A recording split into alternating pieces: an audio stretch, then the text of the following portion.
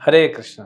भगवद गीता अध्याय 3 श्लोक संख्या 38। धूमेन व्रियते वह्निर् यथा दर्शो मलेन च यथोल्बेनावृतो गर्भस्तथा तेनेदमावृतम्।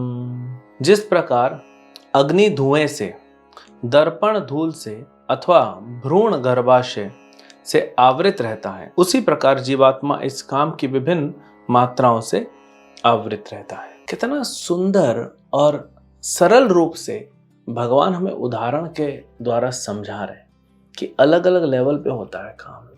क्योंकि देखिए, कुछ लोग पाप करते हैं, थोड़ा छोटा मोटा पाप करते हैं, छोटी सजा मिलके निकल जाए।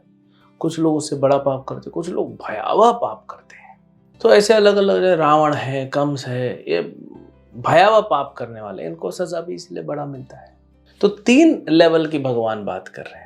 हमारे हृदय में जो आत्मा है शुद्ध, उसमें काम कितना है, कितनी मात्रा में है, तो उतना ही हम पाप करेंगे।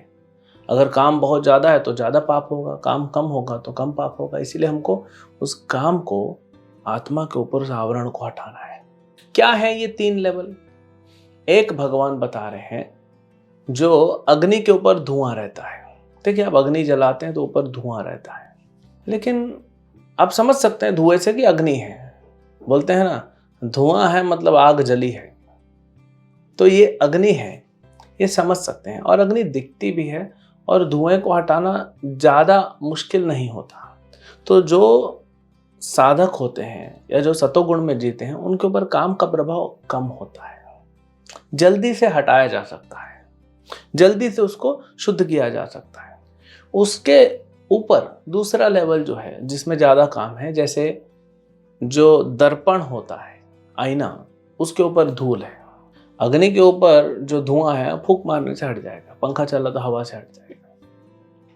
दर्पण के ऊपर अगर धूल है तो फूंक मारने से या वायु से या हवा से वो क्या होगा, वो पूरा नहीं हटेगा, थोड़ी लेयर रहेगी। फिर आपको थोड़ा मेहनत करना पड़ेगा, कपड़ा लेके उसको साफ करना पड़ेगा, साफ हो जाएगा। तीसरा लेवल बहुत ज्यादा है, वो जैसे गर्भ में बच्चा है। छोटे से बच्चे को जो गर्भ में, उसको गर्भ में कन्फाइन किया गया है। एक तो ना बच्चा दिख रहा है ना गर्भ दिख रहा है, और बेचारे के पास कोई लाइट नहीं पहुंच रही, बाहर से कोई संपर्क नहीं है ना बच्चे के साथ, तो पूरी तरह फंसा हुआ है। तो ये तीसरा लेवल है, जिसके हृदय में काम बहुत ज्यादा मात्रा में है, जिसकी चेतना ढकी हुई है।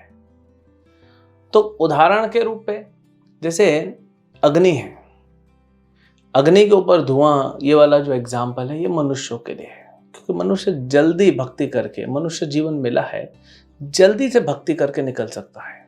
यानी सिर्फ प्योर अग्नि रहेगी, शुद्ध अग्नि, नो धुआं, है ना। जैसे आप घर में गैस चलाते हैं तो अग्नि रहती है, धुआं नहीं रहता। तो ऐसे ही शुद्ध अग्नि, यानी आत्मा शुद्ध हो जाएगी। दूसरा लेवल जो है वो पशु पक्षियों का लेवल है। और तीसरा लेवल बहुत ज्यादा आवरण है, वो वृक्ष हैं, पौधे हैं। आप देखिए, वृक्ष का क्या गति है, वो एक आत्मा है, वृक्ष के रूप में खड़ा है, कुछ नहीं कर सक रहा, न बारिश, धूप, ठंडी, गर्मी, जो भी है। लोग आके कीला मार देते हैं और कपड़ा टांग देते हैं, कोई आके उसको काट देता है, कोई जला देता है, कोई कुछ करता है, कोई कुछ करता है।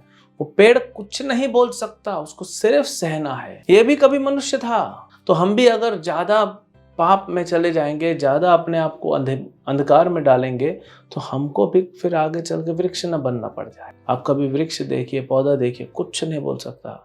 आप उसके वृक्ष की टहनियाँ काट दीजिए, फल काट दीजिए, पुष्प निकाल दीजिए, पत्ते निकाल दीजिए, उसको जला दीजिए, सुखा दीजिए, जो करना है वो कुछ नहीं बोलता है। लेकिन तकलीफ तो हो रही है ना। अगर आपको खड़ा कर दिया जाए ऐसे चौराहे पे, और धूप आ रही है, सर्दी आ रही है, बारिश आ रही है, वहीं खड़े हैं, धुआं आ रहा है गाड़ियों का, पोल्यूशन, और कुछ नहीं बोलेंगे आप। अगर हमारा हाथ तो छोड़िए, जब नाखून काटते हैं, थोड़ा सा ज़्यादा करते तो दर्द होता है। सोचिए, वृक्ष का पूरा टहनी काट दिया, उसको दर्द नहीं हो रहा, लेकिन बोल नहीं पा रहा है, ऐसी गति हुई है।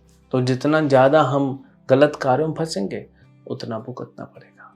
इसीलिए अभी मनुष्य जन्म मिल गया है। भगवान और भगवान के भक्तों की कुछ अहितों की कृपा के कारण मनुष्य जन्म मिल गया है। इतना जन्मों जन्मों भटकने के बाद मिला है, क्यों उसको हाथ से जाने देते हैं। ये हरे कृष्ण महामंत्र चेतो दर्पण मार्जनम, ये जो हरे कृष्ण महामंत्र है ये चित्त के दर्पण को मार्जन करता है। हमारा चेतना कैसा है, एक दर्पण के जैसा, आईने के जैसा, उसके ऊपर धूल बैठी है, उसको साफ करता है हरे कृष्ण मंत्र। तो मनुष्य जीवन मिला, हरे कृष्ण मंत्र जप करिए, भगवद गीता पढ़िए, शुद्ध होइए। क्यों हम और ज्यादा नहीं तो गहराई में फंसते जाएंगे। जितना जल्दी हो सके उतना जल्दी हमें निकल जाना चाहिए। यहाँ पे भगवान ये हमको समझा रहे हैं, कैसे फंसे ये बताया। अब कहाँ कहाँ कैसे कैसे हमारे शत्रु बैठे हैं वो आगे के श्लोकों में और भगवान इसके बारे में बताएंगे। हरे कृष्ण।